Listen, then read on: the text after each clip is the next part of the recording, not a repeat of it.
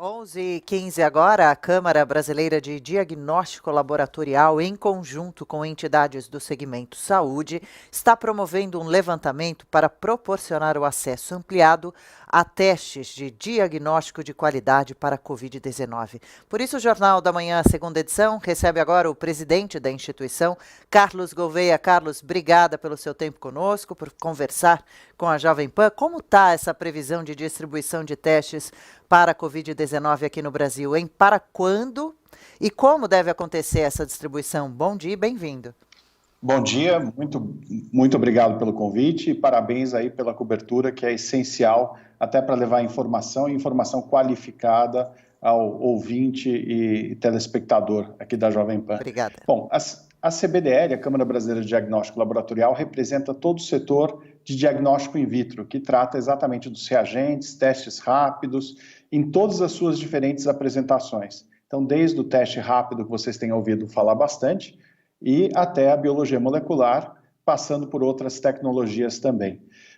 Nós já conseguimos acelerar junto à Anvisa, que tem feito um trabalho extremamente que nós todos devemos dar os parabéns pelo esforço e rapidez. Nós já conseguimos até agora apresentar mais de 16, 17 produtos que tiveram seus registros deferidos. Esses produtos, eles vêm nas diferentes tecnologias, como eu comentei. Então, nós já temos hoje o teste rápido naquele formato do cassete, já foram registrados testes no formato de ELISA, que é uma metodologia bem tradicional e disponível no Brasil inteiro, e, obviamente, também os próprios testes de biologia molecular, que todo mundo tem ouvido falar, que é o PCR.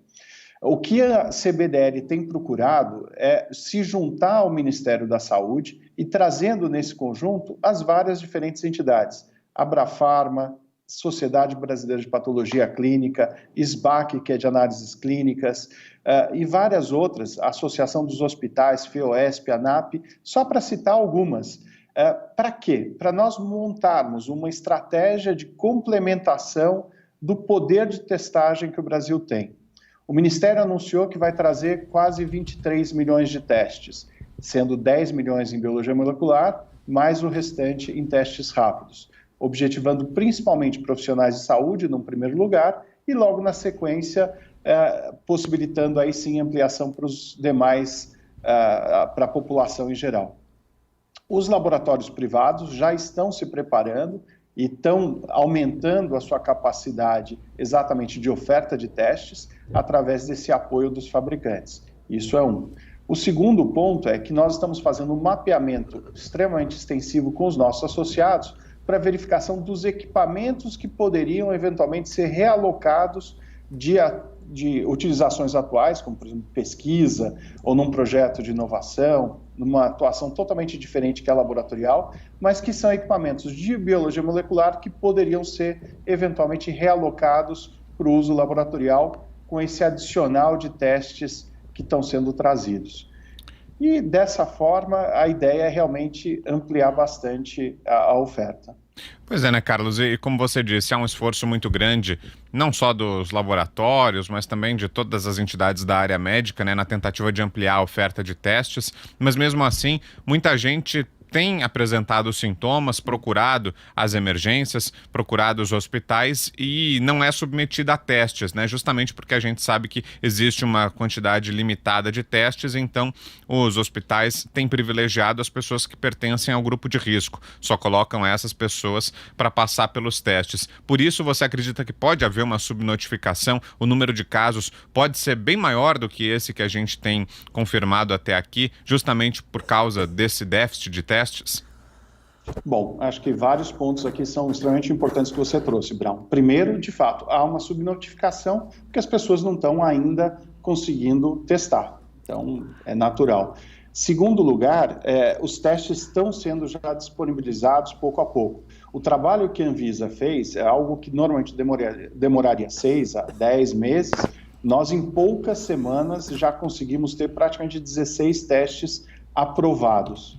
Esses testes já estão começando a chegar ao mercado. Obviamente, o tempo de sair da produção e chegar até a bancada do laboratório ou num programa de testagem com teste rápido para a população diretamente, demora, são semanas, tem que enfrentar alguns problemas e gargalos como logística internacional e nacional. Os voos aqui no Brasil, infelizmente, também já estão escassos e com preços bem mais altos para a carga, mas o fato é que estão começando a chegar. Numa estimativa rápida, nós vimos que com 7, 8 associados já conseguiríamos ter um total de cerca de 10 milhões de testes dentro dos associados da CBDL. Com mais esses outros que agora tiveram seus registros, esse número deve aumentar. Então, acho que logo, logo a gente vai ter uma disponibilidade de testes em quantidade suficiente. Outro ponto, Brown, se você me permite, é falar sobre a qualidade dos produtos. Todo teste ele vai ter um papel a ser exercido, ele tem um objetivo. Se é um teste de antígeno, ele vai detectar o vírus circulando antes da formação de anticorpo. Se é um teste de anticorpo, ele vai fazer o seu papel à medida que o organismo está respondendo para aquela enfermidade e produz os anticorpos, que vão ser uma informação crucial, não só para entender se está no início da infecção, a fase aguda, que é o anticorpo IgM, ou se ele já está numa fase final, que ele já curou, porém ele tem o anticorpo porque ele respondeu àquela ameaça. Quando tiver uma situação que não tem mais o IgM e tem o anticorpo IgG, significa que essa pessoa está imunizada e muito provavelmente pode voltar ao trabalho sem grande risco, inclusive de passar a infecção para outros, porque já acabou. Essa informação ela vai ser crucial para os profissionais de saúde poderem voltar aos seus postos de trabalho, inclusive para lidar com pessoas que estejam começando a fase da infecção. Para ter também um apoio adicional, nós fechamos a CBDL junto com a SBPC, Sociedade de Patologia Clínica, e com o apoio da London School of Hygiene and Tropical Medicine, uma avaliação de todos os testes que estão sendo disponibilizados no mercado. Essa avaliação já começou essa semana, com um protocolo que está sendo consenso entre os grandes laboratórios e com apoio de especialistas do governo também. E a ideia é nós liberarmos uma lista de referência com a performance de cada kit, usando amostras conhecidas nos diferentes dias da infecção. Esse tipo de informação ela é crucial para até tirar qualquer dúvida, porque o diagnóstico é a grande ferramenta de saúde pública, principalmente num momento como esse, para dar informação para aquele paciente, para dar informação para o governo em termos de saúde pública e epidemiologia, para inclusive fazer as ações corretas. Para ter um acompanhamento mais preciso da situação geral, né? Carlos, o senhor comentava agora sobre a importância dos testes serem de qualidade. Esses que devem ser distribuídos aqui no Brasil, esses testes são caros e qual a diferença entre o do resultado rápido, que sai em até 15 minutos, e o que sai em até 7 dias? Com qual nós devemos trabalhar? Com os dois?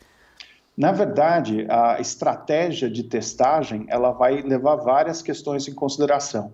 Então, primeiro, com esse grande número, você vai ter tecnologias diferentes e cada uma no seu momento correto. O PCR que estava sendo usado até agora e vai continuar sendo usado, ele é o mais sensível e o mais específico.